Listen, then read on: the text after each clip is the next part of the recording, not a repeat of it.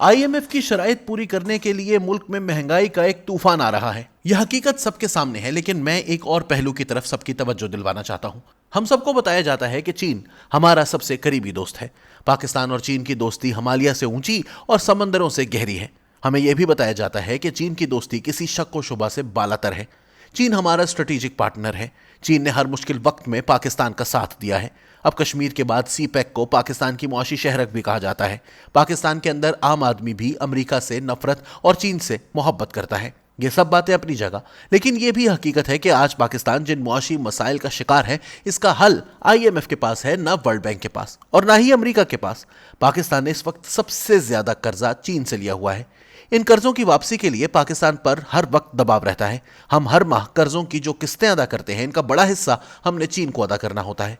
पाकिस्तानी मईशत पर सबसे ज्यादा बोझ चीनी कर्जों का है। यह दुरुस्त है कि जब पाकिस्तान अंधेरों में डूबा हुआ था, 12 घंटे लोड शेडिंग थी, तब हमने तवानाई के मंसूबे लगाने के लिए ये कर्जे हासिल किए थे, लेकिन मुल्क में सियासी अदम इस्तेहकाम के बायस माली मामलात खराब हो गए।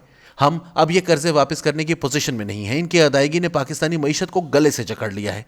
अमेरिका और आलमी मालियाती इदारों का यही मौकफ है कि हम आपको चीन का कर्जा वापस करने के लिए कर्जा या ग्रांट्स नहीं दे सकते। ये सूरत हाल आज की नहीं है। इमरान खान के दौरे वजारत उज़्मा में भी जब वो IMF के पास जा रहे थे, तो उस वक्त के अमरीकी सदर डोनाल्ड ट्रंप ने वाज़ेह बयान दिया था कि हम चीन को किस्तें देने के लिए पाकिस्तान को कर्जा नहीं दे सकते।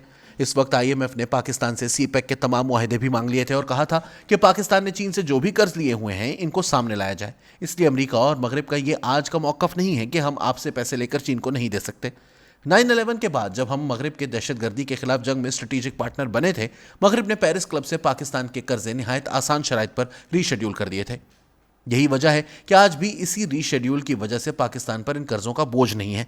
इसके अलावा जब भी हम मगरब के साथ गए हैं, इसने निहायत आसान शराइत पर कर्जे और ग्रांट्स दी हैं, बल्कि इमदाद भी मिली है, जिसकी वजह से ज्यादा अरसा मगरब के साथ रहने के बावजूद हम मगरब के कर्जों के दबाव में नहीं हैं, जबकि चीन के साथ सूरत हाल में फर्क है।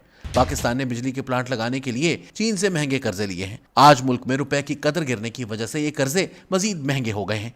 चीनी बैंकों ने बुलंद शरह सूद पर पाकिस्तान को कर्जे दिए, जो हमारे लिए आज बहुत मुश्किल बन चुके हैं। इसलिए आज पाकिस्तान को चीन से बाहमी कर्जों में रिलीफ दरकार है, जो अभी तक चीन देने के लिए तैयार नहीं। चीन को पाकिस्तान के कर्जे पेरिस क्लब की तरह आसान शराइत पर रीशेड्यूल करने चाहिए। चीन को समझना चाहिए कि अगर वो कर्जे रीशेड्यूल नहीं करेगा तो पाकिस्तान के डिफॉल्ट होने का खतरा है। पाकिस्तान आज डिफॉल्ट के दहाने पर खड़ा है और अमेरिका या यूरोप, सऊदी अरब नहीं, बल्कि सिर्फ चीन ही हमको इस मुश्किल से निकाल सकता है।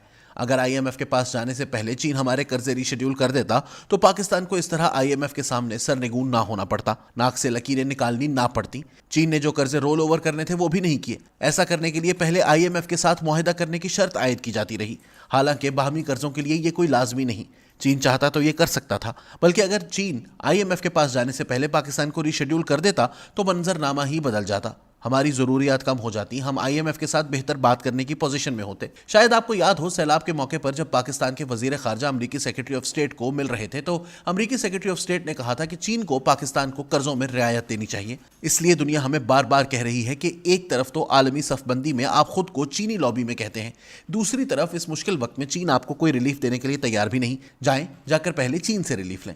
इसलिए आज ये सवाल अहम है कि क्या चीन पाकिस्तान को डिफॉल्ट करवाना चाहता है? क्या चीन पाकिस्तान को डिफॉल्ट करवाने की किसी बड़ी गेम का हिस्सा बन गया है, या पाकिस्तान की हुकूमत की पॉलिसी में इस्तेहकाम ना होने की वजह से चीन की हुकूमत का रवैया सख्त हो गया है? पाकिस्तान और चीन के बाहमी कर्जे इतने बड़े नहीं हैं कि इनको रीशेड्यूल करने से चीनी मईशत पर कोई खास असर पड़ेगा।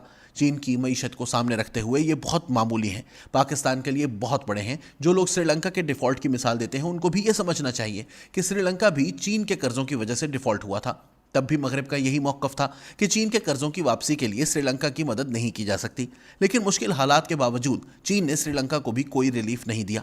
अगर यही सूरत हाल पाकिस्तान की अमेरिका के साथ होती, तो पूरे मुल्क में अमेरिका के खिलाफ एक तूफान आ गया होता। अमेरिका मुर्दाबाद के नारे लग जाते। लेकिन अजीब बात है कि कोई चीन के कर्जों के बारे में बात करने के लिए तैयार ही नहीं है। यह भी चीन की कामयाबी है, वो अपने बारे में बात होने ही नहीं देता। लेकिन आज वक्त आ गया है कि चीनी कर्जों और चीन से दोस्ती के बारे में बात की जाए। आज चीन भी पाकिस्तान को कर्जों की मद में रिलीफ नहीं देगा तो फिर क्या होगा? पाकिस्तान का डिफॉल्ट किसके मफाद में है?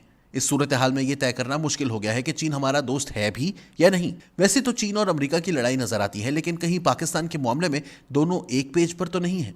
अब वक्त आ गया है कि इस पहलू को सामने रखकर चीन की पॉलिसी और मफादात की हरकियात पर खुलकर बात की जाए, वरना देर हो जाएगी। اگر پاکستان کی حکومتوں کی پالیسیوں نے چین کو ناراض کیا ہے تو اس کی حقیقت بھی سامنے آنی چاہیے اور چین کو ناراض کرنے والے حکمرانوں کا بھی کردار سامنے آنا چاہیے۔